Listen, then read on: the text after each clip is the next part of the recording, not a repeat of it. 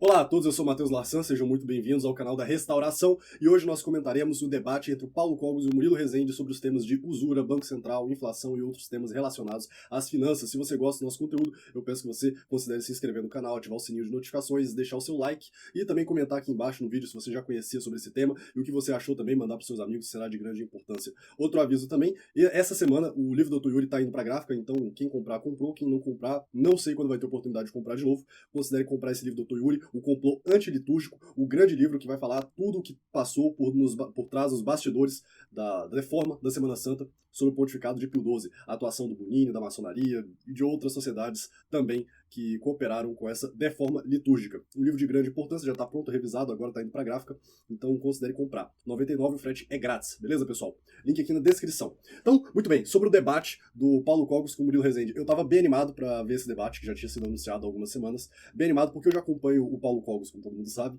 há um bom tempo, e o Murilo Rezende também já o acompanho há um certo tempo, e eu até curiosamente, tinha proposto ao Paulo Cogos que ele fizesse um vídeo respondendo ao Murilo Rezende, quando o Murilo Rezende fez uma palestra há uns 2 ou 3 anos atrás, no Instituto Borborema. Então, um debate que eu já estava bem animado para ver há algum tempo, e gostei bastante, foi um debate animado, acalorado, bem interessante. No primeiro round, o Murilo batia e o Cogos apanhava, no terceiro round era o contrário. Então, foi bem divertido o debate. Quem quiser aí um momento de um entretenimento saudável, que vai aprender alguma coisa, eu acho que com esse debate você vai gostar bastante. E vamos começar aqui a nossa análise. Primeiro aqui para começar, o quem é quem, certo? O Murilo Rezende, ele é um católico brasileiro, ele veio aí do meio neoconservador Olavete, porém ele se distanciou um pouco desse meio, sobretudo depois da grande treta envolvendo os livros do E. Michael Jones. Para quem não sabe, o que aconteceu foi o seguinte: o Olavo de Carvalho recomendava o autor, principalmente o livro Libido Dominante, do autor E. Michael Jones, e esse livro é um livro bom, tá? Ele vai contar a história de como os poderosos utilizam da degeneração sexual e dessa coisa que nós vemos hoje em dia, como forma de controle da sociedade. E esse livro é bom, foi bem difundido pelo Olavo, foi vendido, creio, pela Vídeo Editorial, por outras editoras, muito bem. Inclusive, quem foi o tradutor deste livro foi o Murilo Rezende. Acontece que o E. Michael Jones, um autor bem polêmico, ele tem outros livros também. Quem conhece o E. Michael Jones sabe que tipo de outros livros ele tem. Mas um desses livros é um livro chamado The Bare Metal Capitalism, o Capitalismo e a Usura. Um livro, mais ou menos, eu não lembro bem o título, mas sobre esse tema do capitalismo e a usura, do E. Michael Jones. E o Murilo Rezende, ele é um seguidor dessa escola de pensamento do E. Michael Jones. Ele tem muita coisa boa, o E. Michael Jones, sobre esse tema de usura, do capitalismo, muita coisa interessantíssima mesmo. E o Murilo Rezende, ele vem dessa linha, então mistura um pouco de tudo. Mas principalmente essa linha do E. Michael Jones. E o Paulo Cogos, como todo mundo aqui do canal já conhece, meu afiliado de Crisma, bem, ele veio da vertente anarcapitalista, libertária, já teve altos e baixos, idas e vindas. Quem assistiu a nossa aula magna, vou deixar o card aqui em cima para você assistir, sobre a história dos poderes políticos, a história dos regimes políticos dos últimos 1000 anos, vai saber que o Paulo Cogos, hoje, ele é a super síntese de tudo que existe. É a pós-dialética, é a anti-antítese de tudo. Tudo. Por quê? Porque o Paulo Cogos é um pouco ANCAP, ele é um pouco tradicional, ele é um medievalista, feudal, capitalista, ou seja, o Paulo Cogos é uma grande mistureba de tudo. Mas na perspectiva econômica, ele se formou em economia, ele estudou também filosofia no Mosteiro de São Bento, em São Paulo, que é um mosteiro teve umas certas polêmicas aí nos últimos anos, e ele vem da parte econômica da escola austríaca.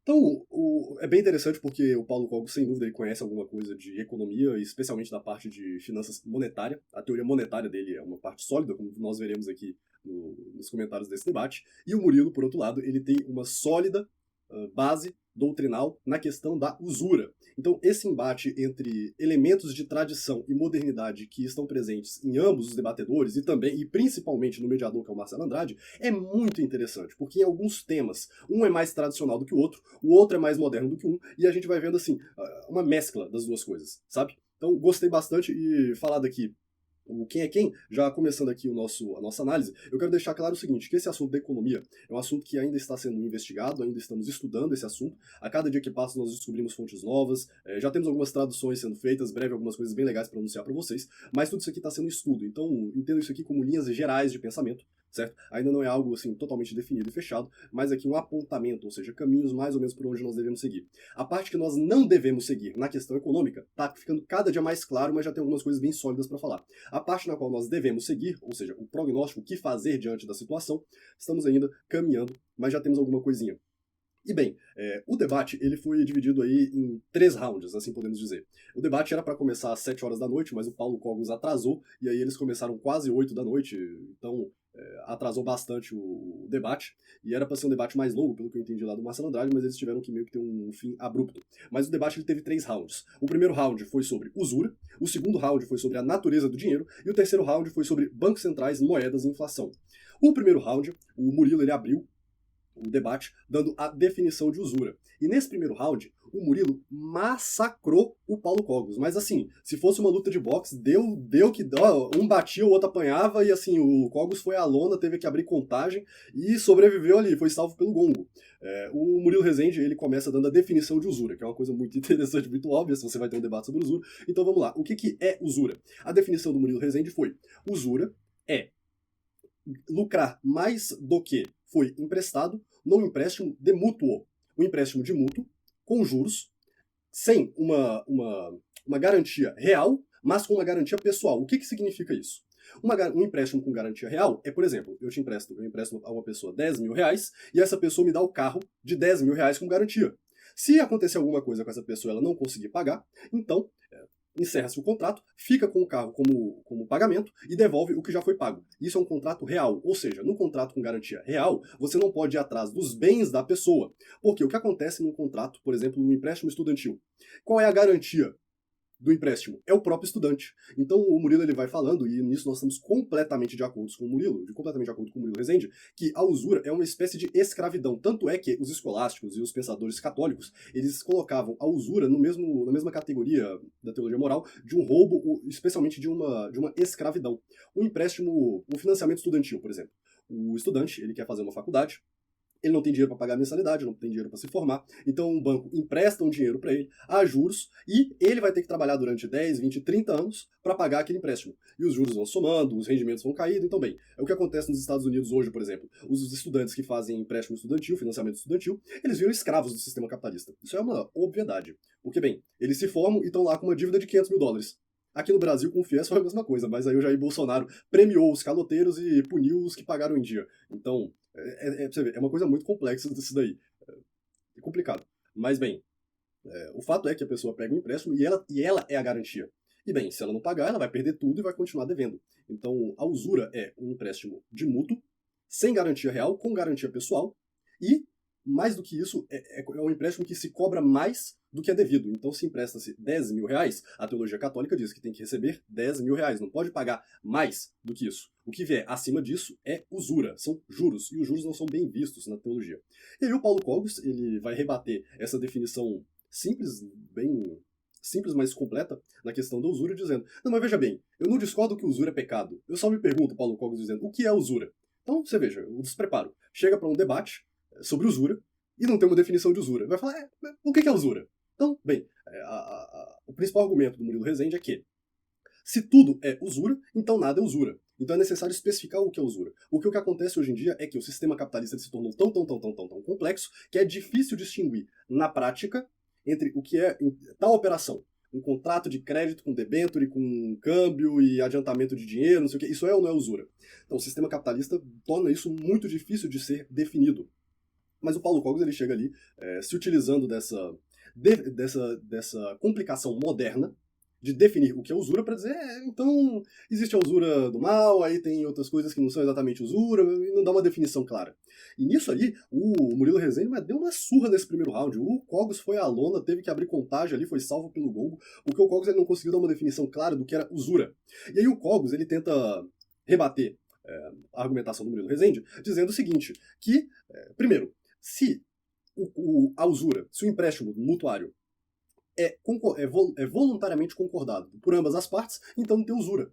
Porque o que tem que se buscar é o preço justo. E, segundo Paulo Cogos, ele diz que os escolásticos dizem que o preço justo é o que ambas as partes concordam. Então, isso aqui é aquela semente liberal que nós já falamos ali na nossa aula magna sobre os regimes políticos. Quem não assistiu, eu recomendo que você assista, tá aqui na playlist da descrição, o essencial da restauração. E esse é o princípio liberal, ou seja, a moral não é uma coisa objetiva, mas é algo que pode ser definido entre as partes. Então, veja bem, se uma coisa normalmente é usura, mas as duas partes concordam, então qual o problema? Claro que o Paulo Cogos não leva isso ao extremo, ele já levou no passado. Mas desde a sua conversão ao catolicismo, desde que ele tem se aproximado da tradição, ele tem esse princípio, mas ele não consegue levar as últimas conclusões, que é óbvio. Por exemplo, os libertários eles dizem que não há nada de moral na prostituição. Porque na prostituição, bem, um lado paga, o outro quer prover os serviços e tá tudo certo.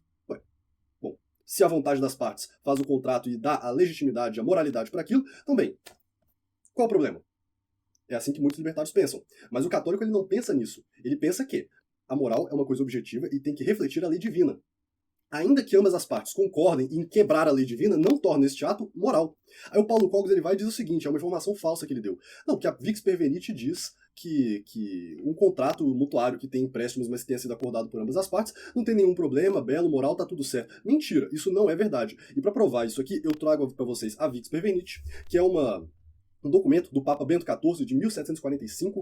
Você veja, um documento que tem quase 200 anos, e foi o último pronunciamento oficial do magistério quanto à questão da usura. Qual é o ponto aqui da Vix Pervenite? O Papa ele vai dizer, usura é pecado. Fim. Ponto. Acabou. Mas o sistema capitalista se tornou tão complexo que nós vamos deixar para que os padres, individualmente, os confessores, decidirem se, no caso objetivo, aquilo ou tal coisa é ou não é usura. Porque veja bem, o Papa, voltando aqui para mim um pouco, ele é Papa, ele é um sacerdote, ele está ali para falar de teologia, ele não é um economista. Então, bem, o Papa ele não é infalível quando ele vai falar de questões de técnicas econômicas. E seria também exigir demais que falasse assim, em abstrato todas as teses econômicas, assim, assado. Então, é uma coisa muito difícil por conta justamente da complexidade do sistema. Mas o Papa ele coloca aqui objetivamente que na Vix Pervenite que usura é pecado. Não tem discussão quanto a isso. Voltando aqui, nós aqui da Ação Restauracionista fomos, creio que, nos primeiros do Brasil que traduzimos essa encíclica. Ela não é uma encíclica grande, eu quero dar só uma passada aqui para vocês verem que não é grande mesmo, você consegue ler em alguns minutos, é uma coisa bem simples. Aí a estrutura dela é o seguinte, o primeiro parágrafo ele está dizendo que pediu ao Conselho de Cardeais que fizesse algumas deliberações sobre a questão da usura. Nesse ponto 3, que nós leremos aqui no detalhe, ele vai falar quais são as conclusões do colégio consultado, não é? Aí aqui os outros pontos 4, 5, 6, exortando o povo, falando sobre a história, que não deve fazer tais coisas, mas aqui já são mais, como eu diria, um sermão moral. A parte mais importante mesmo da Vix Pervenite é esse ponto 3 aqui, que é dividido em alguns outros subtópicos. Então lembrando, o Paulo Cogos diz o seguinte, não, a vontade das partes legitima. A vontade das partes legitima. E ele diz também, o Paulo Cogos, aqui na Vix Pervenite, nós vamos ver se a vontade das partes pode ou não pode dar legitimidade ao um contrato usurário, né, um contrato de mútuo com juros, se isso pode ou não pode, ou também, como ele chega a dizer, que na Vix Pervenite diz que há contratos em que o Papa diz que pode haver juros sem nenhum problema. Nós vamos ver direitinho. Olha só. 3.1. A natureza do pecado usura tem o seu lugar próprio e, na origem, num contrato de empréstimo. Quando se empresta e uma parte tem que devolver a outra apenas aquilo que recebeu. O pecado assenta no fato de, por vezes, o credor, aquele que empresta o dinheiro, desejar mais do que aquilo que deu. Por isso, afirma que, atenção, qualquer ganho que exceda o montante que deu é ilícito e usurário. Atenção, qualquer ganho que exceda o montante que deu é ilícito e usurário. Significa o seguinte, foi emprestado 10 mil reais e 1 centavo, esse 1 centavo é usura. Ah, Mateus, mas isso é pouquinho, não tem problema, então vamos ler o 2 aqui. Não se pode perdoar o pecado da usura argumentando que o ganho não é grande ou excessivo, mas sim moderado ou pequeno. Nem pode ser perdoado argumentando que o mutuário é rico, ou seja, que a pessoa que está pegando emprestado é rica. Nem mesmo argumentando que o dinheiro emprestado não é deixado ocioso, mas gasto de forma útil, seja para aumentar a fortuna, comprar novas propriedades, se envolver em transações comerciais.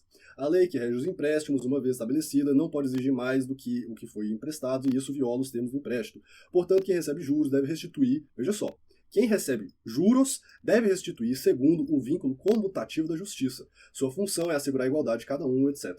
Então veja bem, aqui está bem claro, eu espero que para vocês esteja bem claro, que para o Paulo Cogos também esteja a partir de agora, que não há possibilidade de um contrato de mútuo haver juros justos. Não há. Não há. Ponto. Não há. Ah, mas o ganho é pequeno, é para investimento comercial. Não interessa. O Paulo Cogos ele vai se contradizer, e isso foi justamente apontado, devidamente apontado pelo Murilo Rezende durante o debate, que o Paulo Cogos ele começa dizendo, veja bem, nem todo o empréstimo visando o investimento precisa de juros. Aí quando ele conclui a sua fala, ele fala, então, para haver um empréstimo comercial, tem que ter juros. Mentira, não é necessário. E o próprio Murilo Rezende ele dá um exemplo de um contrato societário, um contrato de uma sociedade visando o lucro, mas um lucro justo, e que não há usura. Por exemplo, quando os portugueses e os espanhóis faziam as grandes navegações, o Murilo Rezende fala esse exemplo ali, está certíssimo. O capitalista, ou seja, a pessoa que dava os recursos, ele entrava com 2/3 do recurso e o capitão da expedição dava 1/3. Caso a expedição desse certo, metade do lucro era para um, metade era para o outro. Por quê? Porque aí essa diferença de capital estava se colocando o valor do trabalho que era por parte do capitão do navio. Tá aí uma forma de lucro justo, em que não há usura, ou seja, há uma sociedade comercial. Não é ou seja, o problema do empréstimo de mútuo com garantia pessoal é que, ganhando ou não ganhando, dando certo ou não dando certo o investimento, a pessoa que pegou o empréstimo, o devedor, ele tem que pagar aquela quantia definida. Então, isso não é uma sociedade comercial, não é um empréstimo em que os dois são sócios. Ali, um está lucrando em cima do outro. É uma exploração comercial. Isso nós vamos falar aqui mais adiante, mas eu quero voltar aqui para Vix per Venite, só para terminar de falar desse argumento Paulo Cogos. Com essas observações, não negamos que, atenção, por vezes, juntamente com o contrato de mútuo, outros títulos que não são de todo intrínsecos ao contrato possam correr paralelamente a eles. Então ele está falando que, além do contrato de mútuo, de modo paralelo, que não é intrínseco ao contrato, outros títulos possam correr. Nós vamos explicar melhor já já. A partir destes outros títulos, surgem razões inteiramente justas e legítimas para exigir algo para além do montante devido pelo contrato. Então aqui, um exemplo aqui que me vem à cabeça. Esse exemplo mesmo da sociedade comercial, em que um dá o capital e o outro entra com o trabalho. Ou seja, o capitalista ele não pode, nesse exemplo, exigir mais dinheiro a título de lucro, a título de juros, perdão, do que ele deu. Ou seja, independente de quanto o capitão consiga na sua viagem, ele pode cobrar, tem que pagar lá 20% de juros. Ele não pode exigir isso. Mas ele pode, por exemplo, o capitão ele não tem um navio.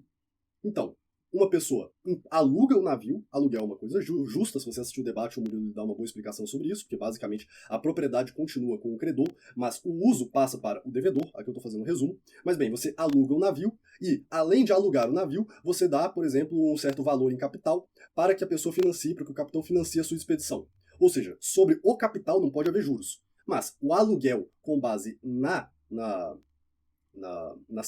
cessão de uso da propriedade, em teoria seria possível. Qual é o problema? Na prática, muitas vezes, contratos paralelos se aconteciam ao mesmo tempo para disfarçar a cobrança de juros. Então, como se diria, o usurário ele não alugava o navio, mas ele embutia no preço, ou ele separava tendo em vista a usura. Compreende a diferença? Que é uma coisa assim muito sutil, mas na teoria a coisa tem que estar muito clara para que não haja uma confusão, porque se você faz essa confusão, então tudo é usura e nada é usura. Então não é por aí o caminho. Mas o Paulo Cogos ele diz assim, com todas as letras. A Vix per Venite diz que é possível cobrar juros em alguns tipos de empréstimo. Isso aqui, não sei que tradução que ele está usando, eu não li isso aqui em momento algum, não tem nada que dá a entender. Muito pelo contrário. Então o Paulo Cogos aí fez uma afirmação muito séria que eu não acho que ele tem a menor fonte para isso. Nós vamos começar aqui o ponto 4, e só para mostrar também, eu vou dar aqui o Ctrl F e escrever ou seja, voluntariedade. Voluntário, não tem nada relacionado a isso. Isso que o Paulo Cogos diz que, não, se é voluntário, então não é usura. Patético. Mentira. Vamos lá. 4. Existem muitos contatos diferentes desse gênero. Se a igualdade não for mantida, as mentes cristãs não devem pensar que o comércio lucrativo pode florescer com usuras ou outras injustiças semelhantes. Aqui muito interessante. O Papa está dizendo o seguinte: o cristão ele não deve pensar que, através do pecado, que é a usura, pode florescer um comércio lucrativo. Porque nós aprendemos que a justiça eleva as nações e o pecado as empobrece. Ou seja, essa teoria aqui que o Paulo Cogos diz, não, mas que alguns contratos têm que ter juros para que possa haver enriquecimento. Não é verdade, e o Papa nega isso explicitamente. Continuando. Cristo dizendo, não recuseis emprestar quem vos pede. E Cristo também diz, e ordena para que emprestemos sem esperar nada em troca. Que é importante seguir, ok. Aqui, quem quiser continuar aprofundando esse assunto, pode ler aqui a Vix per Venite, que eu tenho certeza que vocês vão tirar bastante proveito.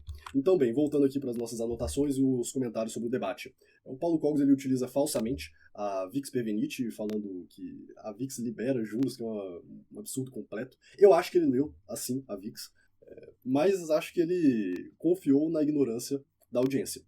Estamos aqui para alertar a audiência para que isso não se torne verdade. Mas bem, esse round 1, então, outro ponto aqui, só para fazer um pequeno comentário. No round 1, tem um momento lá que o Murilo Rezende ele pergunta: Paulo Cogos, você investir no CDB, não no Centro Dom Bosco, porque esse aí é pecado mortal, mas no CDB, o Certificado de Depósito Bancário, ou seja, quando você coloca o dinheiro na poupança, por assim dizer, né, aqui em termos leigos, colocar o dinheiro na poupança é aqueles juros que rende. Aquilo ali é usura? Aí o Murilo Rezende vai dizer que não é usura em sentido estrito, porque caso o banco não pague aqueles juros, você não pode executar o patrimônio pessoal do dono do banco. O que você poderia executar é a massa falida, porque o CNPJ protege o CPF. Aqui um comentário, tá? Talvez, em sentido estrito, usura não seja colocar o dinheiro na poupança. né, investir em tesouro direto é um pouco diferente, mas no certificado de depósito bancário, no CDB, talvez usura em sentido estrito não é. Mas vocês vão concordar comigo que o que o banco faz conosco é usura. E o banco lucra através do pecado, através da exploração, que é usura. Muito bem, quando você está participando desses lucros, colocando o seu dinheiro lá na conta corrente do banco, para disponibilizar esses recursos para que o banco utilize para fazer usura em cima de outras pessoas, o Murilo ele fala de um jeito que como se não fosse nem um pouco moralmente repreensível. Eu não vejo dessa forma. Não estou dizendo aqui que é pecado mortal, certo, em todas as situações. Novamente, se o Papa não conseguiu fazer isso acompanhado de um colégio de cardeais, dá uma definição clara em todos os casos, quando é e quando não é usura, tanto mais eu aqui, um pobre jornalista que estou fazendo alguns comentários com base em algumas coisas que eu ainda estou estudando. Agora, dizer que não tem nada de reprovável, moralmente reprovável aí, complicado, tá? Não acho que... Bem, é complicado. Não acho que seja recomendável de forma alguma. Acho que tem coisas melhores a se fazer com os teus recursos que se afaste ainda mais do pecado da usura. Mas bem, não podemos deixar de pontuar essa questão. Então, concluindo aqui o round 1, resumo do round 1, Murilo deu uma surra no Paulo Cogos, o Paulo Cogos foi à lona, abriu contagem e assim foi salvo pelo gongo, porque o Marcelo Andrade já entrou ali, então vamos mudar de assunto, vamos falar agora se o dinheiro mudou ou não de natureza. Mas esse primeiro round aqui, inquestionavelmente a vitória foi do Murilo Rezende, estava muito mais bem preparado, muito melhor preparado na questão da usura, fundamentação teológica, doutrina. Na parte doutrinal não tem como discutir, o Murilo Rezende foi o vencedor inquestionável desse round número 1. No round número 2, o Marcelo Andrade ele pergunta sobre a natureza do dinheiro, se o dinheiro mudou ou não de natureza. Aí, aqui alguns pontos, tá? Uma coisa que para mim foi o momento alto, o momento alto desse segundo round, foi quando o Murilo Rezende falou a verdadeira história do surgimento do dinheiro. Por quê? Porque a escola austríaca, o Adam Smith e toda a escola clássica de economia vai dizer o seguinte: as sociedades, no início, as sociedades primitivas, as sociedades tribais, elas viviam e comercializavam na base do escambo. Ou seja, eu te dou 50 cabeças de gado, você me dá 100 sacos de farinha de trigo, e assim as coisas vão, ou seja, a troca de uma coisa por outra. E aí os economistas clássicos dizem que, naturalmente, a sociedade, a humanidade foi chegando a um denominador comum de um produto que servia à necessidade de todas as pessoas, e aquele produto se tornou moeda, se tornou dinheiro.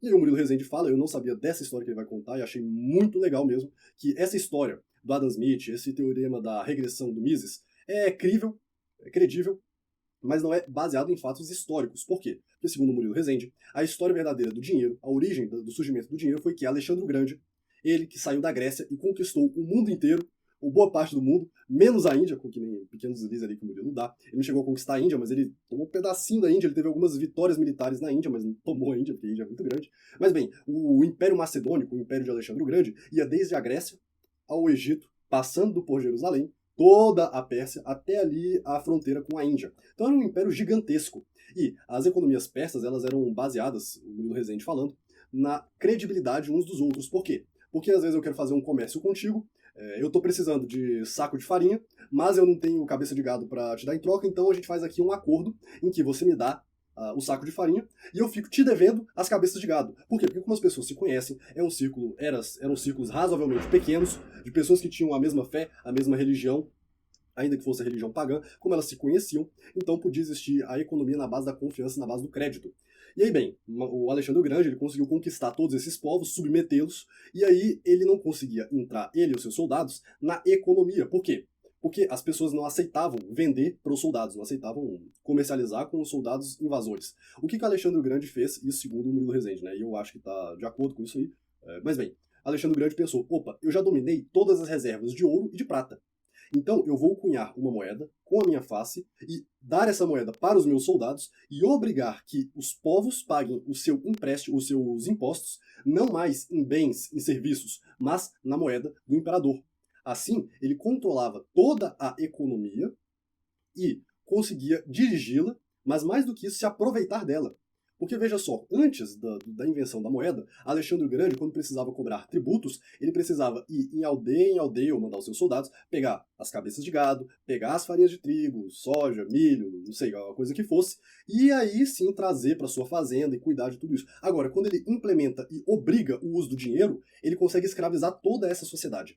Então, Murilo Rezende ele fala isso para dizer que a natureza do dinheiro não mudou. antes de prosseguir aqui com o debate sobre essa teoria, eu acho fantástico, foi muito bom ter encontrado isso, uma suspeita que eu já tinha há um certo tempo, porque nós vemos aqui que, na prática, o dinheiro ele não serve para enriquecer as pessoas, como diz Adam Smith, como diz a Escola Clássica de Economia, que a sociedade, quando encontrou um meio em comum de trocas, conseguiu enriquecer. Não estou dizendo exatamente que isso está totalmente errado, eu tenho algumas ressalvas, mas eu estou falando aqui do que nós vemos na nossa experiência prática nos dias de hoje, a experiência empírica, aquilo que nós vemos com os nossos olhos, é que o dinheiro ele é usado como forma de controle. Os Estados Unidos controlam o mundo através da imposição do dólar. É óbvio. Tanto é que quando Saddam Hussein não quis mais vender petróleo cotado em dólar, mas quis vender em euro, aí teve que levar a democracia para o Oriente Médio. Nós sabemos muito bem assim que não passa do imperialismo americano. Inclusive eu tenho um vídeo aqui falando sobre qual a solução para os Estados Unidos da América, um vídeo que eu gostei bastante de fazer, espero que você goste, deixa aqui no card também para você assistir. Então, bem, contada a história da origem da moeda, da origem do dinheiro, o Murilo Rezende ele vai argumentar que o dinheiro não mudou de natureza. Porque, bem, vou falar do parte do Paulo Cogos. O Paulo Cogos ele vai falar, não, mas você está dizendo que o dinheiro mudou de natureza. Porque antigamente o dinheiro era um débito e agora se tornou um crédito. Ou um crédito e um débito na perspectiva oposta, né? Porque na perspectiva de quem empresta, o dinheiro é crédito para quem dá, e débito para quem recebe, ou seja, é um débito que a pessoa que recebeu tem com o outro, mas a perspectiva inversa é o inverso, isso aqui é uma questão contábil. Mas bem, aí eles debatem um pouco sobre se o dinheiro mudou ou não de natureza. Eu consigo entender o lado de ambos. Por exemplo, Paulo Cogos ele vai dizer o seguinte, o dinheiro mudou de natureza porque o dinheiro nosso hoje em dia não é lastreado. Hoje em dia nós vivemos na época da moeda fiduciária. O que é moeda fiduciária? Ela não tem lastro. O lastro é a fé que o povo tem naquela moeda. Seja uma fé orgânica, espontânea, seja uma fé imposta através do chumbo. Então, bem, antigamente o dinheiro era lastreado em ouro. O que era os cheques bancários emitidos? Era um certificado de depósito bancário, não o CDB de hoje, mas era um certificado de que aquela nota valia a uma quantidade ideal de ouro, ou seja, não sei, $1.000 valeriam ali 100 gramas, 500 gramas que seja de ouro, né? $1.000 valeriam 1 quilo de ouro. Então, em teoria, você estava negociando em dinheiro, você estava negociando em ouro, mas o dinheiro não era nada mais, nada menos do que um vale ouro, não é? E, bem, o Paulo Cogos ele diz, como o dinheiro ele perdeu o seu lastro real, e agora é puramente fiduciário, ele mudou de natureza. Aí o Murilo Rezende, eu não sei nem se ele está muito claro para ele o que ele pensa nessa questão, porque ele começa dizendo o seguinte, não, o dinheiro surgiu como um instrumento de domínio econômico político, mas hoje em dia o dinheiro é usado como instrumento de domínio sociopolítico, econômico-político, e por isso não mudou de natureza. Essa parte é verdade. Agora, o Murilo Rezende, ele não rejeita o dinheiro na sua integralidade. Ele tenta integrar o dinheiro de algum modo dentro de uma economia cristã, que fica uma coisa um pouco confusa. Aí ele fala ali em alguns momentos que deveria ter já adiantando um pouco o round 3, um banco central cristão, e aí, então, é um pouco difícil sustentar essa afirmação do Murilo Rezende, de que o dinheiro não mudou de natureza, quando você parte da premissa de que o dinheiro foi um achado em comum, uma criação comum para o bem da humanidade. Agora, quando você parte do princípio, do pressuposto, que o dinheiro foi utilizado como instrumento de coerção e de domínio sociopolítico, aí sim, o dinheiro não mudou de natureza. Aí ele tenta salvar essa coisa, então fica uma coisa assim, meio, né? Bem, essa primeira parte, round 2, foi a parte mais longa do debate, eu acredito, pelo menos a mais complexa, que os pontos ali teve altos e baixos. Por exemplo, o deslize grande do Murilo Rezende na questão desse round 2 foi dizer que o Bitcoin não é dinheiro. Aí, assim, isso é uma bola fora, tá? Isso é uma bola fora total. No final do debate eu vou dar os meus comentários sobre o que faz a moeda ter valor ou não, mas aqui me atendo ao que foi debatido. É uma bola fora total que o Murilo Rezende diz, porque ele diz basicamente que o Bitcoin não é moeda, porque ele não tem uso real. Porque vejam só, o ouro, quando o ouro era moeda na sociedade, o ouro ele tem uma função real. Ele tem uma função real de ornamento, ele tem uma função real para sacralizar as coisas na igreja. O ouro ele também tem um uso industrial, por exemplo, cabo de HDMI. Se você tem um HDMI em casa, você pode ver na caixinha que frequentemente ele é folheado a ouro, porque o ouro é um ótimo condutor de eletricidade. Então o ouro ele está presente nas placas de chips de celular, nas placas mães. Então o ouro ele tem diversos usos industriais, comerciais, de adorno, ou seja, o ouro ele tem um uso real. Aí o Murilo Rezende vai e diz o seguinte, o Bitcoin não é dinheiro, porque o Bitcoin não tem uso real. Muito bem, e aí eu pergunto, qual que é o uso real do dólar? Você vai fazer o que com o dólar? Assim, o dólar serve para trocar por outras coisas. Para que serve o real? Para trocar por outras coisas. Agora, você consegue fazer alguma coisa com o papel? Nada. O único uso real que eu consigo lembrar é um caso que quando o Pablo Escobar, o traficante colombiano, ele estava fugindo da perseguição da polícia estadunidense, da polícia colombiana, ele, na sua fuga, estava carregando caminhões ali de dinheiro e ele acabou numa floresta lá no meio do mato com a sua família, passando frio, e aí ele mandou queimar algumas dezenas de milhares de dólares, não sei se chegou a $1 milhão, mas bem, ele mandou tocar fogo, porque naquele momento o dinheiro valia menos para ele do que o calor que o dinheiro sendo queimado serviria. Então bem, vai dizer o quê? O uso real do dólar é o Pablo Escobar. Então assim, é uma coisa de lunático, né? É coisa de louco. Falar que, não, o Bitcoin não é dinheiro porque não tem uso real. Aí eu pergunto qual que é o uso real do euro, qual que é o uso real do dólar, qual que é o uso real do real, tá? E aqui vocês estão escutando, vejam que é o seguinte, nós vivemos numa economia completamente louca, completamente descolada, desconectada da riqueza real. Porque riqueza real são bens, riqueza real é a casa que você mora, é a comida que você tem, é o bem social no qual você está inserido. Eu vou me delongar um pouco mais no final desse vídeo. Agora, na sociedade em que riqueza é dinheiro, e dizer assim que dinheiro não tem uso real, é um argumento muito fraco do Murilo Rezende. Qualquer um que fala criptomoeda não é dinheiro de verdade porque não tem uso real, porque não está lastreado em nada. Bom, então hoje em dia nenhum dinheiro é dinheiro de verdade. Começa por aí. Segundo, qual é a função do dinheiro? O dinheiro serve para facilitar as trocas, ou melhor dizendo, supostamente, o dinheiro serve para facilitar as trocas. Muito bem. O dólar, ele tem função de troca aqui no Brasil? Não. Tu vai no Carrefour, vai no supermercado da tua região aí e vê se tu consegue pagar a tua conta com dólar. Não consegue. Agora, você vai dizer que o dólar não é moeda? É claro que o dólar é moeda. Agora, no Brasil, ele não é tão utilizado. Então, o que dá valor à moeda não é o que é ela em si mesma, mas é a confiança que as pessoas têm e a quantidade de uso que elas dão. O quanto elas estão dispostas a trocar bens e serviços por dinheiro, porque elas têm expectativa de trocar o dinheiro, seja ele qual for, por bens e serviços. Ou seja, dizer que o Bitcoin não é moeda porque ele não é adotado por países, não é adotado pela população, é falso em muitas medidas. Primeiro, existem países que têm o Bitcoin como moeda oficial. Todo mundo aqui sabe, que já acompanha o canal, que eu tenho ressalvas ao Bitcoin. Tenho muitas ressalvas, para falar a verdade. Agora, El Salvador, Bitcoin é moeda oficial, você consegue pagar imposto com Bitcoin. E aí? Não digo nem que a função do dinheiro do Bitcoin é pagar impostos, mas bem, você consegue comprar muitas coisas com o Bitcoin. E o Bitcoin ele serve como moeda de troca na medida que as pessoas aceitam o Bitcoin. Ou seja, o argumento do Murilo seria basicamente, o Bitcoin não é moeda porque as pessoas não aceitam. Então, se elas começarem a aceitar, ele vai se tornar dinheiro. Aí o Murilo dá aquela, veja bem. Por quê? Porque não há um entendimento muito profundo e correto do que é a moeda. Isso eu vou falar um pouco mais aqui no round 3, mas o Murilo Rezende ele não tem esse entendimento profundo das questões monetárias. Ele tem um ótimo conhecimento, surpreendente mesmo, na questão da usura. Agora, no funcionamento monetário, dá umas escorregadas que aí faz umas coisas bem complicadas, tá? Já vou emendar nesse assunto, mas para dar o parecer aqui, o veredito do round 2. Round 2 para mim terminou empatado, porque o Paulo Cogos conseguiu manter ali a briga equilibrada e ainda dar alguns suspiros de vitória, ali para começar a fazer a recuperação da surra que ele tomou no round 1, porque aquilo ali foi monumental. Recomendo bastante que vocês assistam esse debate. Então bem, aqui o round 3. O round 3, o tema foi bancos centrais, moedas e inflação.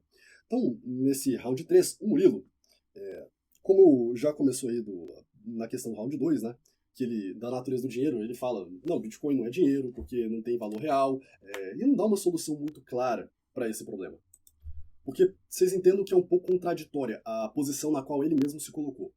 Porque, por um lado, ele diz que o dinheiro surgiu como instrumento de coerção sociopolítico, econômico-político de Alexandre o Grande para os povos persas, e, por outro, ele está não dizendo, não verbalizando, mas, como eu diria, praticando, ou dizendo na prática, que o dinheiro serve para facilitar as trocas. Então ficou uma coisa assim, por um lado, ele quer favorecer a uma, por outro ele quer favorecer a outra, e aí não consegue compatibilizar as duas coisas.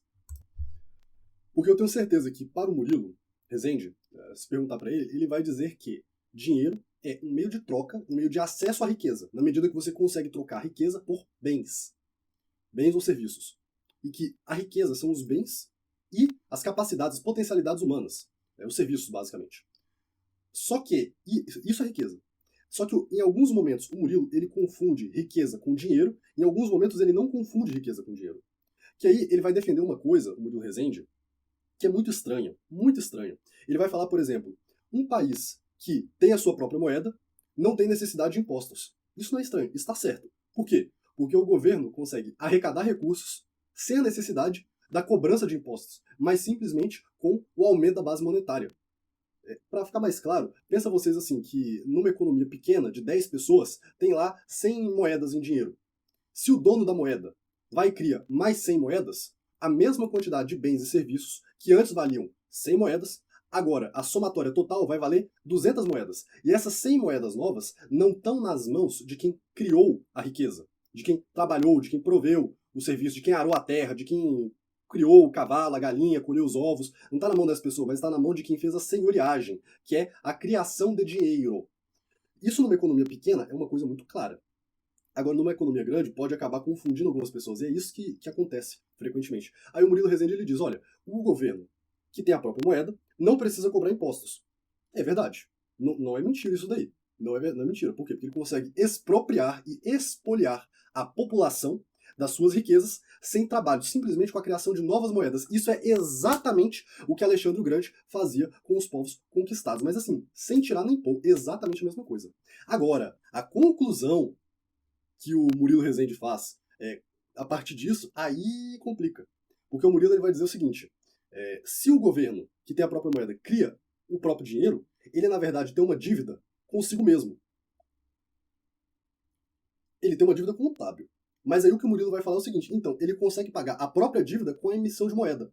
Cara, pagar a dívida com emissão de moeda é literalmente, mas sem tirar nem pôr, a solução econômica da Venezuela. O que é pagar a dívida com a própria moeda? Você bota a impressora para rodar, não trabalha, não produz nenhum bem, nenhum serviço e paga com a riqueza da população. E a população que se exploda. Você vai estar roubando o valor dela. Era, por exemplo, o que acontecia na República de Weimar, né, a República Alemã depois da Primeira Guerra Mundial, que teve a maior inflação da história da humanidade registrada até aquele momento. Então, pagar a dívida com a inflação não é uma solução muito boa. É uma solução bem ruim, na verdade, que você vai estar empobrecendo as pessoas que estão colocando os seus recursos, os seus bens lastreados naquela moeda. Não é uma solução inteligente. E o Murilo Rezende falar isso mostra que não há um perfeito entendimento econômico, tem um entendimento contábil. Porque contabilmente isso faz total sentido. Você aumenta o dinheiro, você cria dinheiro, você pega o dinheiro e paga a dívida que você tinha. Né? Parênteses. Matheus, você está dizendo que as dívidas que os governos contraem, de regra geral, são justas? Não, a regra geral é que elas são injustas, ilícitas e por isso mesmo inválidas. Tá? Não são dívidas assim que você deveríamos pagar. Quem deveria pagar esse tipo de dívida são os políticos que a contraíram. Nós aqui, população, não temos nada a ver com isso. Em 95% dos casos, as dívidas do governo não são justas.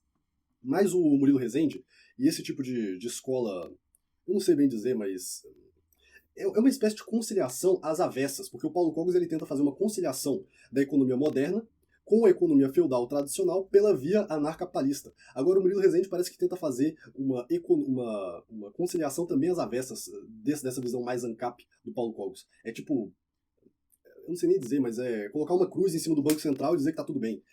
Não é assim que as coisas andam. E aí o Paulo Cogos ele foi muito feliz em bater em cima do Murilo, bater aqui eu digo simbolicamente, não é que nem o Alan dos Santos queria fazer com 3 oitão, mas bater em cima de martelar e falar, você tá errado nisso. Não é por aí. O caminho não é esse. Você não tá entendendo bem o que é moeda.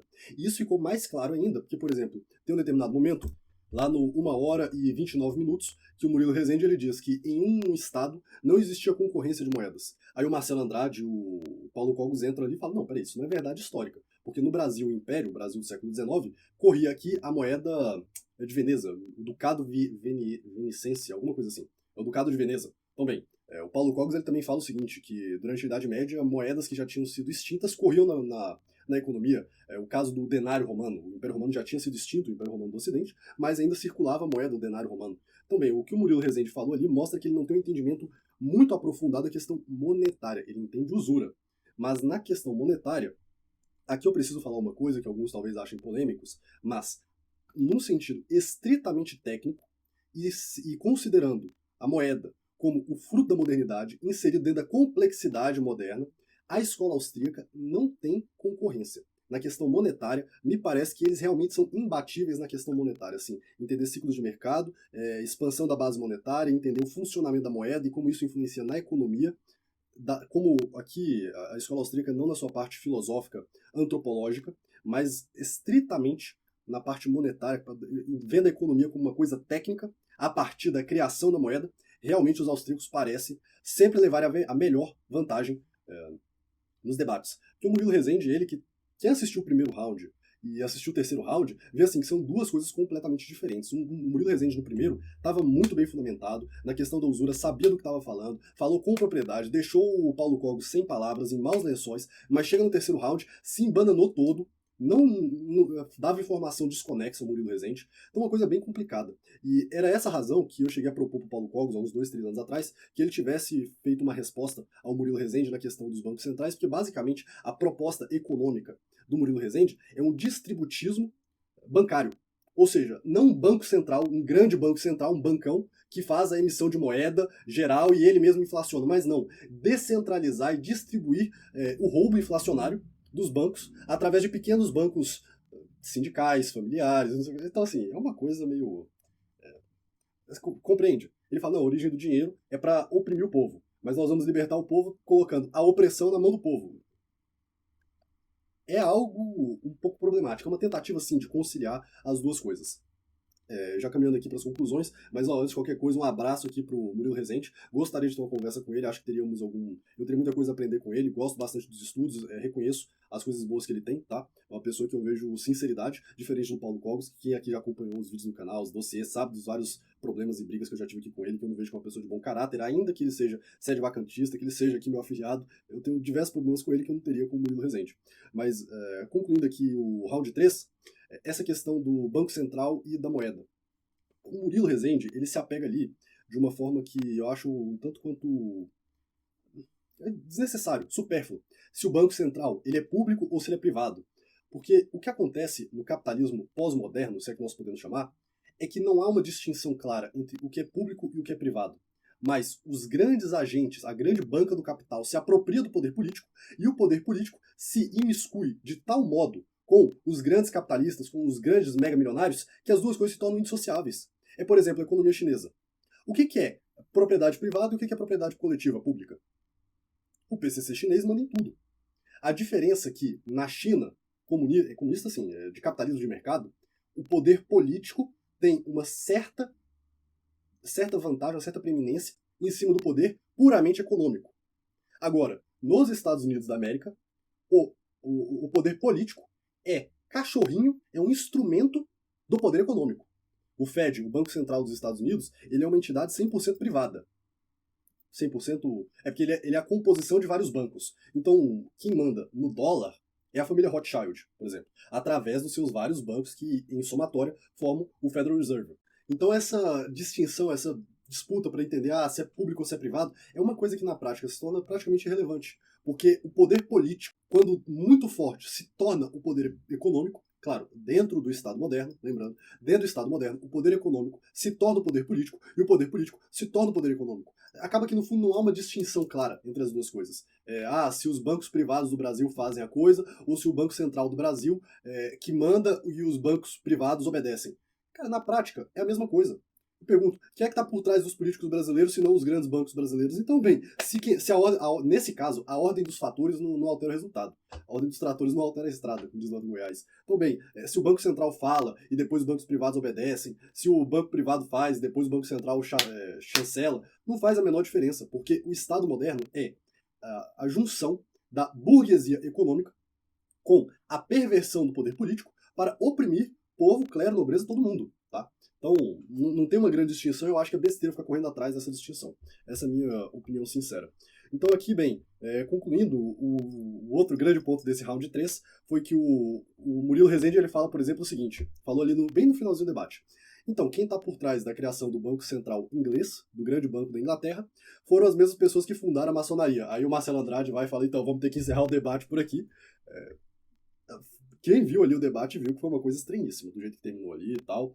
Eles podiam, de fato, estar com um tempo curto por causa do atraso do Paulo Cogos. Mas, bem, foi assim que terminou o round 3. Então, round 3 aqui, na minha visão, eu acho que o Paulo Cogos levou a vantagem. O Murilo Rezende não conseguiu colocar bons argumentos na mesa, mas muito pelo contrário. Se colocou, às vezes, em situações até embaraçosas, para falar a verdade. Essa teoria dele de que basta imprimir aí que você paga a dívida foi uma coisa assim que, se ele queria expressar uma coisa diferente, ele não conseguiu. Então pegou mal essa parte 3. Então aqui, resultado final do debate, na minha opinião, é um empate técnico, porque no primeiro round o Murilo Rezende ganhou demais da conta, no segundo round o Paulo Cogos empatou com uma leve vantagem, aqui e ali, na minha visão, e no terceiro o Paulo Cogos conseguiu se impor melhor, mas não deu uma surra no Murilo, que nem foi o primeiro round. Então, bem, na contagem por pontos, empate técnico, esse aqui é o meu parecer desse debate.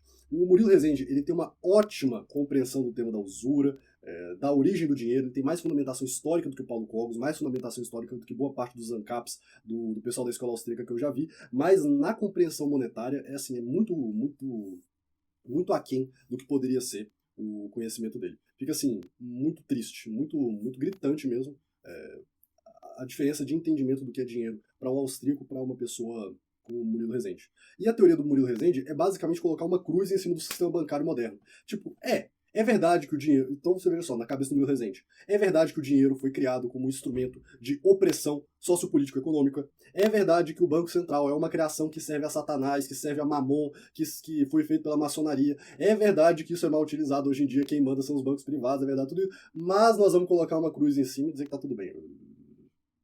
Nesse sentido, o diagnóstico do Paulo Cogos e até ligeiramente, assim, em linhas bem gerais, a solução que ele fala de que não é por aí o caminho, tá melhor do que a do Murilo Rezende. Claro, eu acho que no resto, eu concordo mais com o Murilo Rezende do que com o Paulo Cogos. Embora nessa questão monetária aí, o Paulo Cogos tenha sugestões bem mais sólidas, aprofundadas do que o Murilo Rezende na minha visão. O último comentário aqui, o Marcelo Andrade, ele tem uma postura muito peculiar. Porque quanto à questão teológica, ele claramente ali está do lado do Murilo Rezende. Ele não vai dizer assim que usura não é pecado, utilizar ali doutores da igreja de um jeito um tanto quanto estranho para dizer, não, né, que nem o Paulo Cogos fez, quem viu o debate sabe. Mas, na questão prática, o Marcelo Andrade é cogusiano, claro. Porque o que importa é vender curso, vender dinheiro. Você pode, por exemplo, Marcelo Andrade, ele traz aí um monte de ANCAP no podcast dele, traz lá o Miorim, traz o Peter Doguniev, que é um dos piores, nossa... O cara lá do ANCAP, o gordão Ucrânia. Então traz todo mundo que é ANCAP, aí depois vai fazer um debate sobre usura. Claro que vai dar problema. É óbvio, né? Então, na prática, eu acho que o Marcelo Andrade está muito mais ali de acordo com o Cogos. Tanto é que é uma coisa engraçada. O Marcelo Andrade ele fala, mas veja, Murilo, o banco do Vaticano tem banco. E aí, como é que fica, né? Porque é estranho dizer assim que usura é pecado se o Vaticano tem banco. Aí o Murilo Rezende fala que é óbvio. Então, a igreja não mudou a doutrina, mas os membros da igreja mudaram na prática. Muitos autores aí, estudiosos da questão da usura, dizem que a usura é o pecado esquecido. Porque, bem, como é que surge? Como é que a usura pegou no Ocidente? Infelizmente, o clero começou a pegar dinheiro emprestado da burguesia, dos usurários, não é? E aí... Então, é pecado ou não é? Não pensa muito nessa questão, vamos vivendo aí, importante dar dinheiro pra mim aqui, e aí como é que eu vou pagar meu empréstimo? Mas vamos vender indulgência. Então, bem, não houve uma mudança doutrinal na Igreja Católica quanto à usura. O último posicionamento oficial do magistério confirma tudo isso aí para trás. Usura é pecado. Agora, não define o que é usura. E também, se for definir, vai ter que, inevitavelmente, condenar um monte de papa aí para trás. Falar, ó, papa fulano, pegar um monte de papa aí no caminhão e falar, olha, tudo errado, vocês erraram nisso aqui, não com a doutrina, mas com a prática. Com a prática, lamentavelmente, a igreja vem... A igreja, eu digo assim, os membros da igreja, o clero, a nobreza, o povo, as pessoas esqueceram do pecado da usura. Nós vivemos hoje no sistema usurário e as pessoas não querem lembrar desse assunto. Por quê? Porque se você lembra da verdade, você tem que tomar decisões de acordo com a sua fé. E isso é incômodo. Isso é incômodo porque é muito cômodo você ser um funcionário público, você trabalhar aí no Itaú, no Banco do Brasil, no Bradesco, né? Não, eu não tenho impressão de ir a juros, eu apenas trabalho, porque veja bem, eu tenho que alimentar minha família, então como é que eu vou alimentar minha família se eu não sou aqui, né, trabalhando para o governo que lucra em cima da senhoriagem, da espoliação do povo? Como é que eu vou sustentar minha família se eu não sou aqui um funcionário do Banco do Brasil, do Bradesco e tal? Matheus está dizendo que é pecado mortal? Cara, eu não sou padre para dizer, tá? Eu tenho certeza, assim, que isso não vai ser visto com os melhores olhos. Nossa, como é um meio de santificação trabalhar nesses locais. Não é. Acho que muitos santos olhariam com muito maus olhos quem trabalha nesse tipo de emprego. Convido as pessoas que têm esses empregos aí a fazer uma reflexão e talvez até deixar de lado essa questão, assim, se é pecado ou não, mas começar a pensar, será que é o que mais agrada a Deus dentro do que eu posso fazer na minha realidade? Porque às vezes tu não consegue sair disso hoje, mas tu consegue começar a sair. E a gente vai falar dessas coisas aqui no finalzinho desse vídeo, um pouquinho mais pra frente. Mas veja, o sistema que nós vivemos é um sistema fundamentado na usura. É um sistema usurário. É a usurocracia. Nós vivemos na usurocracia. É o poder total da usura. É a usura global. A usura é tão onipresente que nós não conseguimos sequer dizer quando algo não é usurário. É muito difícil distinguir o que é e o que não é usura, porque tudo é usura. Nós vivemos na usurocracia.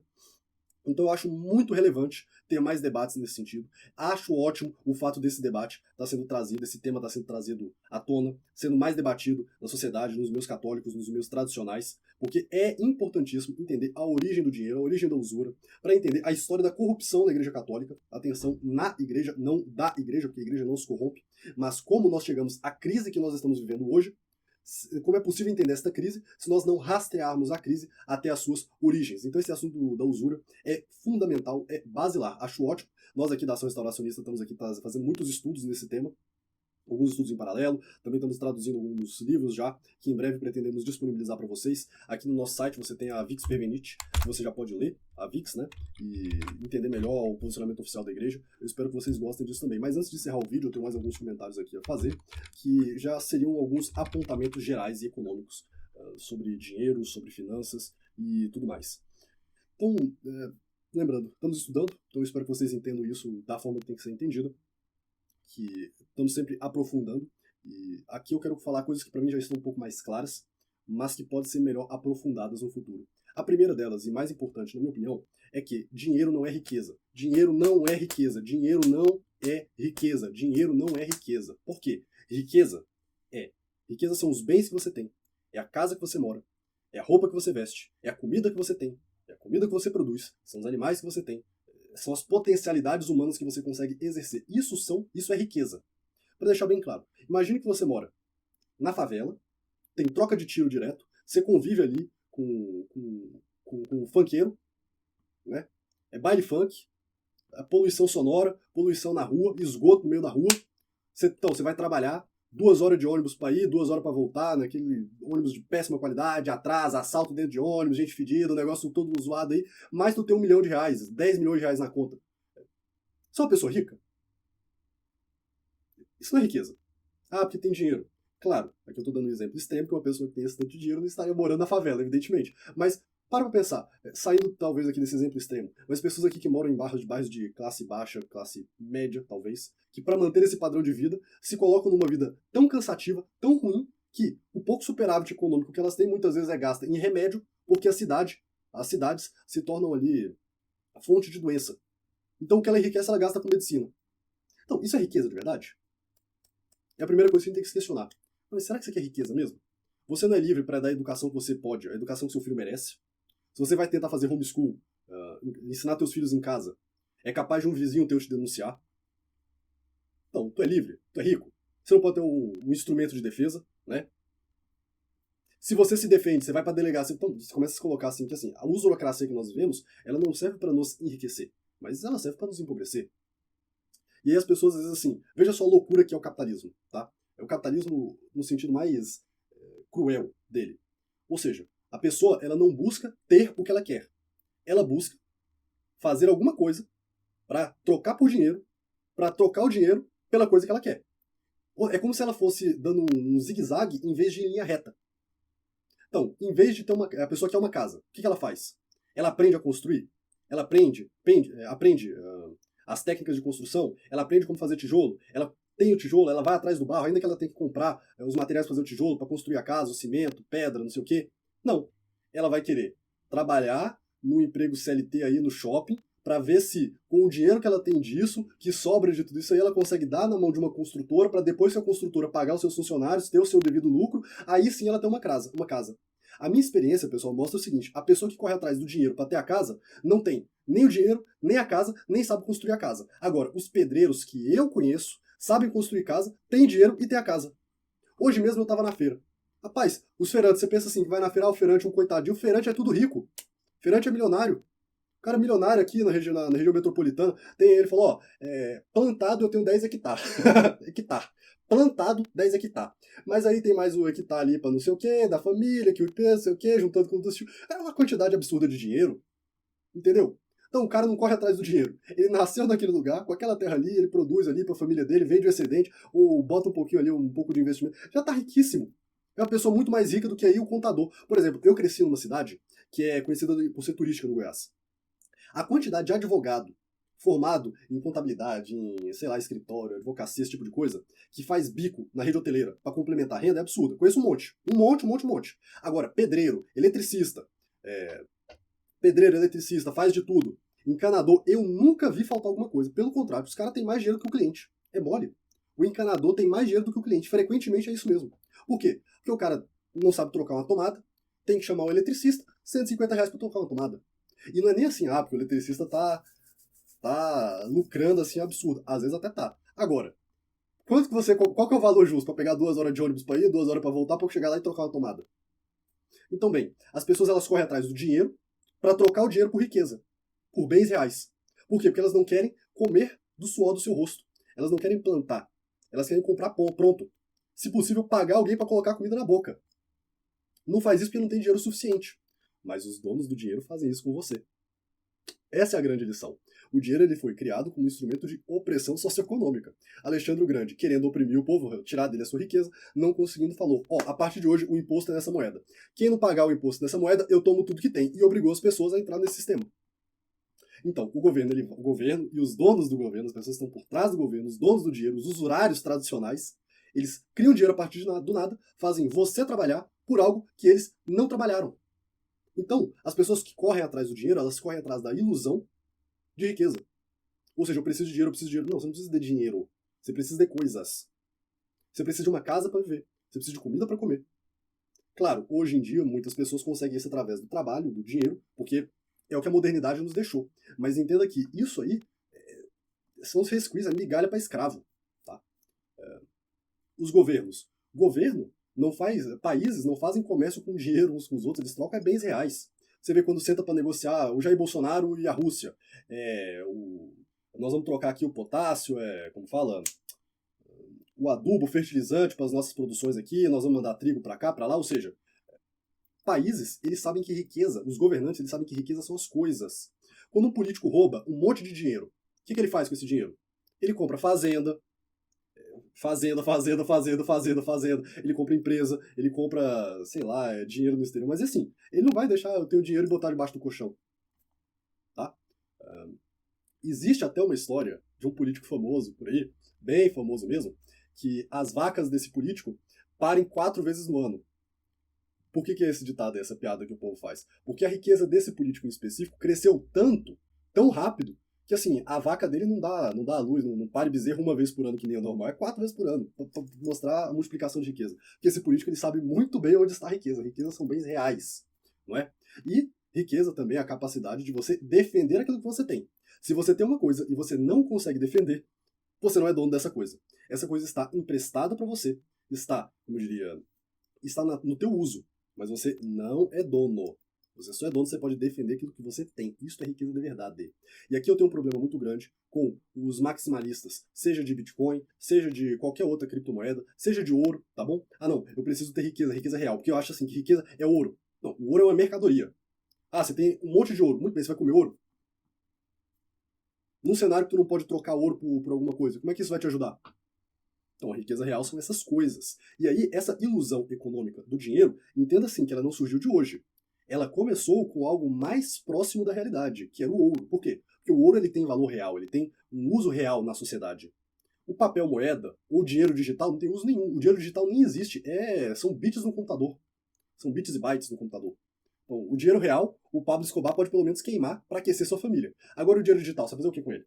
Não tem uso real, mas não quer dizer que ele não tenha uma certa função. Agora, dizer como o Renato 38 fala, que tudo que você precisa é Bitcoin. Bitcoin vai definir a nova nobreza. Mentira. Teu Bitcoin não vale nada se tiver uma bala na tua cabeça. É verdade, gente.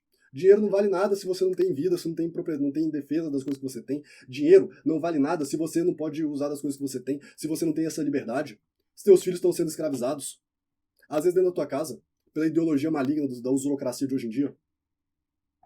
Então, do que adianta dinheiro nesse sentido? Porque tudo tu precisa de Bitcoin. Mentira. Isso aí é mentira. Agora, também, como o Murilo Rezende ele fala, Bitcoin não tem valor real algum, não tem uso real algum. Olha, ele não tem uso concreto aqui assim, sei lá, fazer uma casa de Bitcoin. Não dá. Agora, dizer que ele não tem nenhum uso, nenhum valor, também é uma inverdade. Por exemplo, não que eu estou defendendo, longe de mim, mas a justiça brasileira ela tomou, muitas pessoas dizem que injustamente, eu estou noticiando o que estão dizendo por aí, mas que, por razões político-pessoais, a justiça brasileira censurou e tomou os bens do Daniel Fraga. Aí o Daniel Fraga teve que sair do país.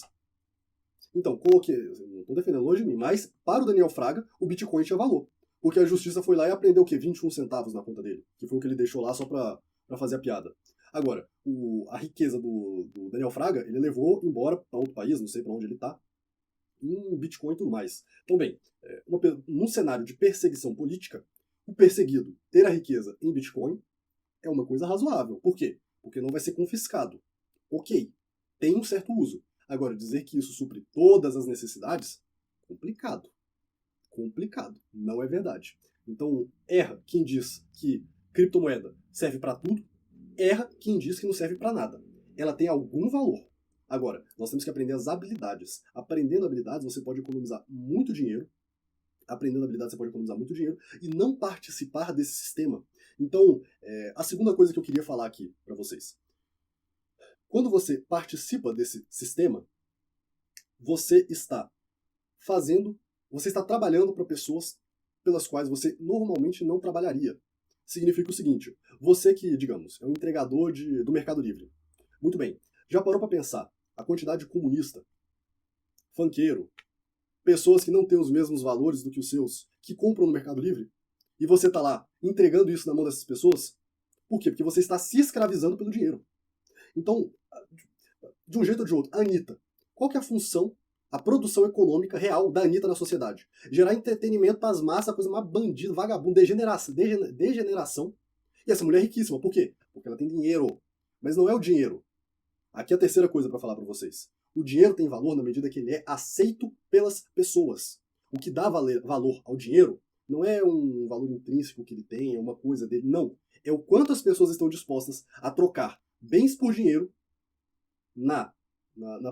pressupondo que elas conseguirão trocar dinheiro por bens. Este é o valor real. Vou voltar aqui no ponto 2, mas no ponto 3 aqui. O valor está no que as pessoas no quanto as pessoas estão dispostas a trocar bens e serviços por dinheiro. Na expectativa de trocar bens e serviços, dinheiro por bens e serviços. Um exemplo clássico disso aqui, tá? A escola clássica de economia, ela diz que o denominador comum, supostamente, o meio de troca comum da humanidade se tornou o ouro, porque o ouro é mais divisível, o ouro é mais portável, é mais reconhecível, tem lá as características aristotélicas, etc, etc, etc. E o ouro é o melhor dinheiro da humanidade, tanto que durou por mais tempo, etc. Muito bem, se você parte do princípio que riqueza é dinheiro, bom, o ouro ele tem características de dinheiro superior a outras. Beleza, beleza. Agora, o ouro como dinheiro, não como mercadoria, mas como dinheiro, ele não tem valor em si se ele não é aceito. Então o valor do dinheiro não está nas propriedades que ele tem, mas está no uso e na aceitação das pessoas. E o melhor exemplo disso a gente encontra aqui no Brasil de 500 anos atrás. Quando os portugueses chegaram no Brasil, eles chegaram oferecendo para o índio ouro. E os índios riram. Por que eles vão querer ouro? Eles têm um monte de ouro por aí. O ouro não vale nada. Agora, a hora que os portugueses ofereceram espelhinho, rapaz do céu, toma o ouro e me dá espelhinho. Por quê? Porque ouro a gente tem uma abundância aqui, ouro não serve para nada. Ouro só serve aqui para fazer brinco de mulher, fazer aqui sei lá, uma oca, como é que fala? Sei lá, cocado de pajé de ouro. É pra isso aí, né? Então, ouro não é nada. Agora, para português, nossa, ouro é tudo. Por que ouro é tudo? Porque ele consegue comprar tudo que ele quiser com ouro. Mas não é o ouro. É o quanto as pessoas estão dispostas a trocar as coisas pelo dinheiro. Então, os índios, olha que engraçado, os índios entendiam em uma certa perspectiva mais de economia do que muita gente entende hoje em dia. Porque o índio entendia que riqueza são os bens reais. Opa, ouro não vale quase nada pra mim, porque aqui tem abundância. Agora espelho, rapaz, espelho você consegue ver, as mulheres conseguem se maquiar, ficar mais bonita, fazer o cabelo, você consegue ver em locais que você não conseguiria ver, você consegue ver o próprio reflexo, fazer isso na água é uma coisa complicada, né? O espelho ele tem várias funções. Arma de fogo. Nossa, arma de fogo para índio, quando descobriu isso, não, toma todo o ouro do mundo. Também, porque entendia que a riqueza estava em bens reais e não nos meios de troca. Então essa conversa de que a humanidade foi evoluindo, descobrindo os melhores meios de troca, a humanidade foi engolindo e buscando melhores meios de controle social. Mais ou menos algo nesse sentido. Agora, a riqueza real, ela está no quanto as pessoas... A riqueza real está nos bens e serviços, mas o valor do dinheiro, ele está no quanto as pessoas estão dispostas a trocar. Ou seja, o quanto as pessoas confiam nesse dinheiro. Então, Você imagina, por exemplo, que você, ou que o presidente, o Haddad, né? O Haddad ou qualquer outro ministro da Fazenda, o Paulo Guedes, o Haddad, pronto, para não ficar ruim para ninguém, né? O Haddad e o Paulo Guedes, cada um com uma mala de dinheiro do Banco Central, cai numa ilha cheia numa ilha deserta, que só tem índio, né? Aí eles vão trocar com os índios e tentar comprar do índio comida e hospedagem e dão o dinheiro para ele. Não, o índio vai dar risada, porque o dinheiro não vale nada. O dinheiro hoje em dia não tem nem lastro. O que é o dinheiro? O que dá valor ao dinheiro? É a confiança. Então aqui a quarta coisa que eu queria falar é a base da economia é a confiança que as pessoas têm umas nas outras. Não é o dinheiro. Eles tentam vender isso para você para te controlar. Ah, a base da economia é o dinheiro, a empresa. Não, a base da economia é a confiança das pessoas. É o quanto você confia um no outro. Antes de prosseguir nesse tema, que eu acho que é uma coisa assim, eu nem anotei direito esses tópicos aqui, tá? Só botei aqui alguns, mas vou recapitulando. Mas o ponto aqui que também é importante, a gente pode chamar de quinto ponto. A economia não pode, atenção, não pode ser estudada como um ramo separado da moral social, da organização da sociedade. Não pode. A economia, tradicionalmente, era estudada como um ramo da ética. Por quê? Porque a decisão, os valores morais, os princípios morais da sociedade, dos homens e das famílias que compõem a sociedade, pautarão as relações econômico-sociais dele. Então você não pode estudar a economia como um grande conjunto de técnicas. Não, não é assim. A economia é o processo, ou o reflexo dos valores morais que a sociedade tem. E para você entender a sociedade, você tem que entender a sociedade numa concepção tradicional e não na concepção moderna. Na modernidade, a base da sociedade, a célula da sociedade é o indivíduo. Mas a célula da sociedade não é o indivíduo, é a família. E a família entendida na sua concepção tradicional, ou seja, homem, mulher, filhos e parentela, que é uma coisa muito importante.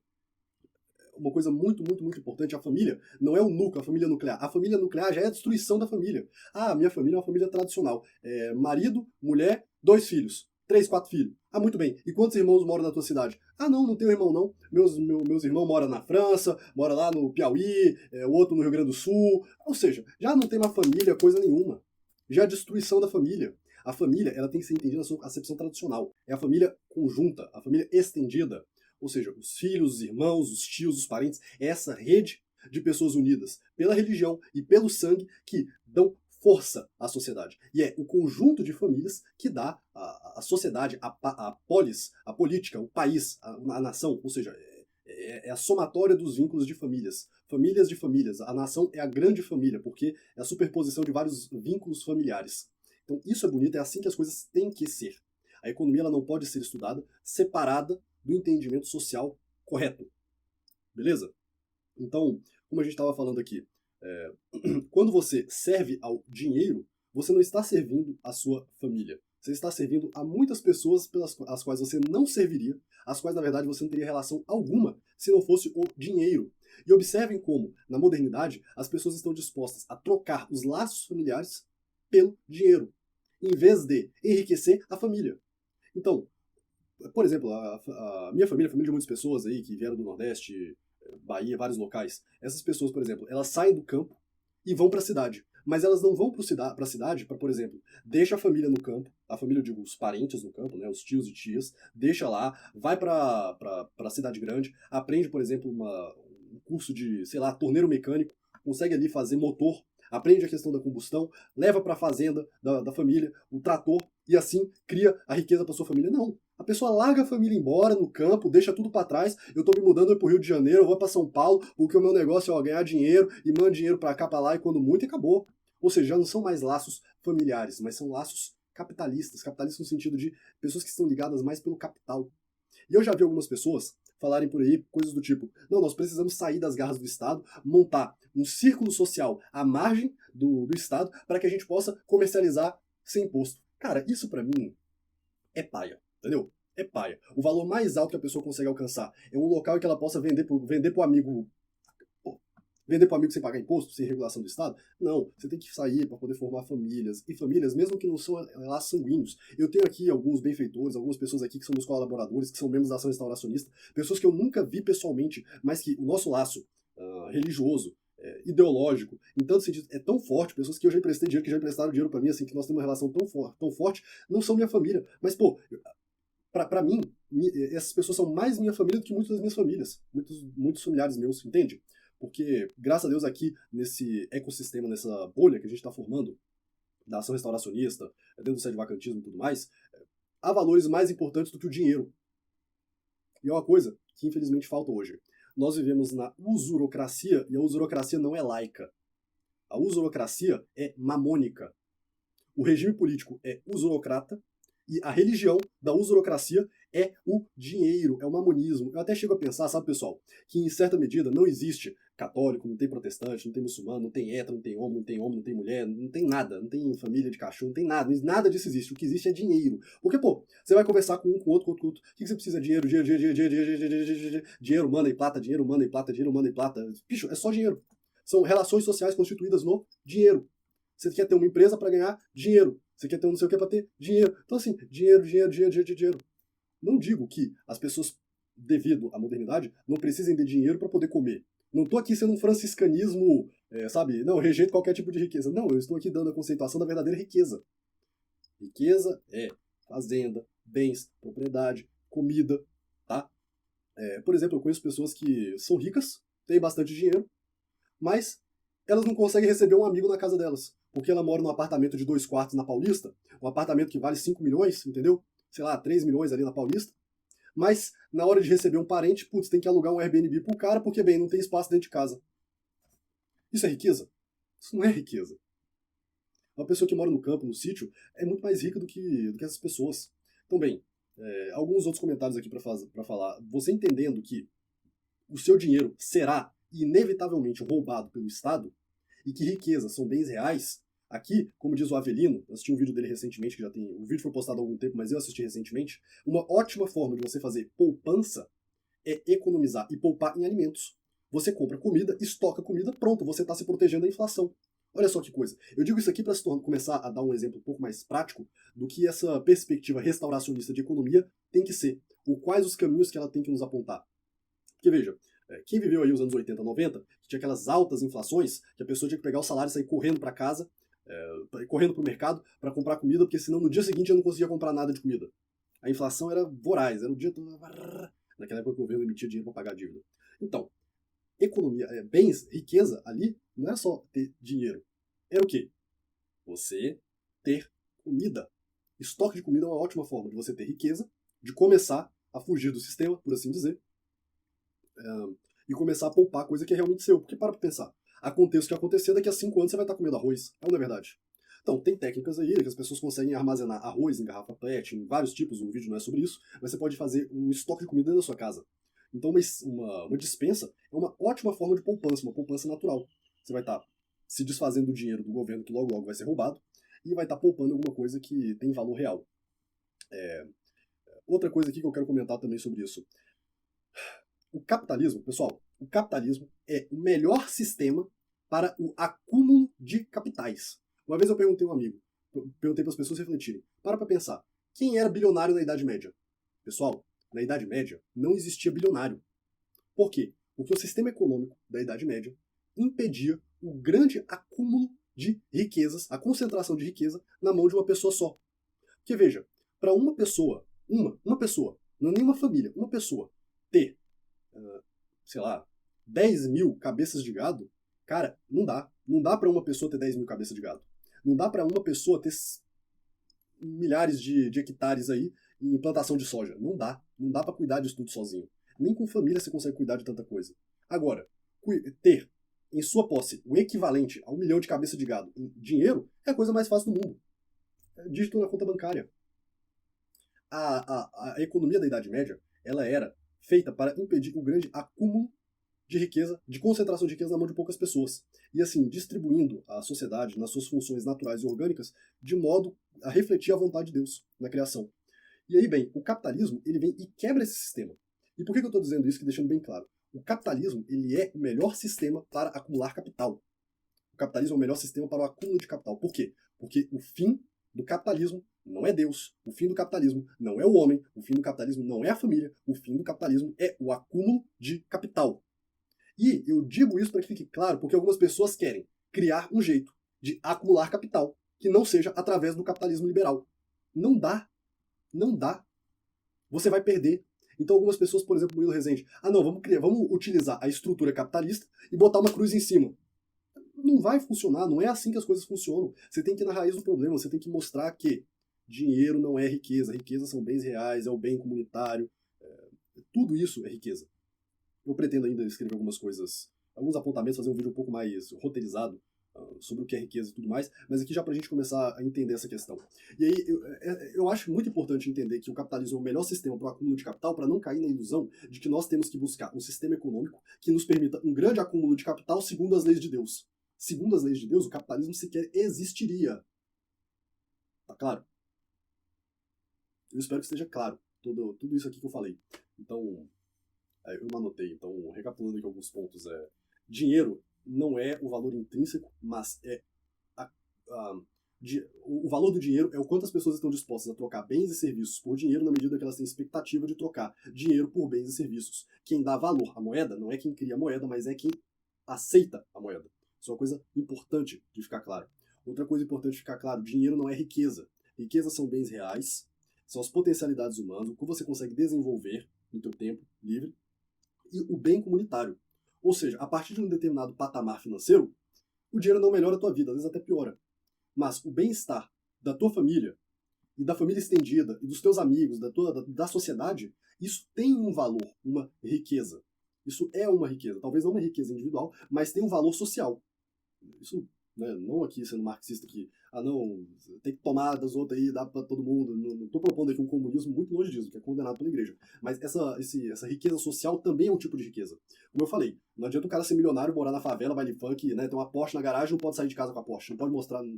Primeiro, ter Porsche já é um acúmulo de riqueza assim, um aburguesamento. Primeira coisa é isso. Mas, digo, não adianta o cara ter dinheiro, né, e morar numa situação de penúria, em que ele tá bem e todo mundo vive mal. Isso é coisa de mentalidade de senhor de escravo.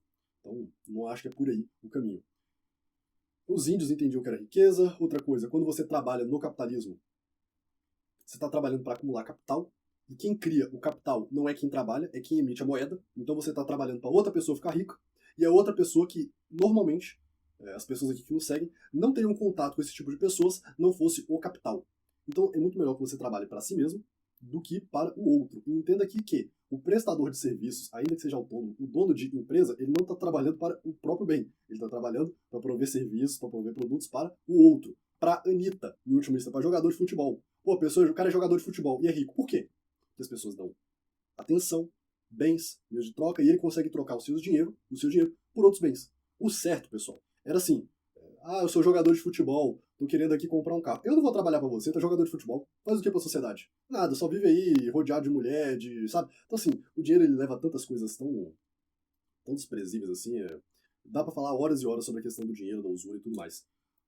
Já estendi bem mais do que eu tava planejando. Nossa, tô vendo aqui 1h30 de vídeo, ficou enorme esse vídeo. Mas além dos comentários da análise do debate, eu também resolvi fazer essa série de comentários aqui, apontamentos gerais, pra gente iniciar essa conversa. Já temos alguns vídeos sobre isso aqui no canal. E bem, com o tempo nós vamos aqui aprimorando os estudos e melhorando a abordagem, a apresentação. Espero que vocês tenham gostado do vídeo de hoje. Like, compartilha, se inscreva no canal, ative o sininho de notificações, manda esse vídeo no grupo da família, especialmente essa última parte aqui. Eu acho que muita gente vai gostar, vai fazer refletir. E o que eu espero, de fato, do vídeo de hoje é que você possa sair daqui refletindo, pensando se a vida que você está levando, ela está de acordo com os princípios da igreja, com os valores que Deus nos ensinou, com a religião católica, se ela está fazendo bem para você e para sua família, se às vezes você não está se estressando por uma coisa para ganhar num sistema que não tem como você ganhar, se você está deixando de pensar em soluções que trariam bem para a tua família mais imediato e mais certo, como plantar a tua comida em vez de ter que se matar para pegar o dinheiro e comprar comida, às vezes você tem a comida, no dia que todo mundo consegue, mas bem, eu quero que você comece a refletir e pensar se a vida que você está levando está de acordo com os teus interesses, com o interesse de Deus, da igreja, ou se você está servindo para a grande mão invisível do mercado. No mais é isso, meus caros. Fogo no mundo, só Cristo é Rei. Um abraço a todos, pessoal. Tchau, tchau.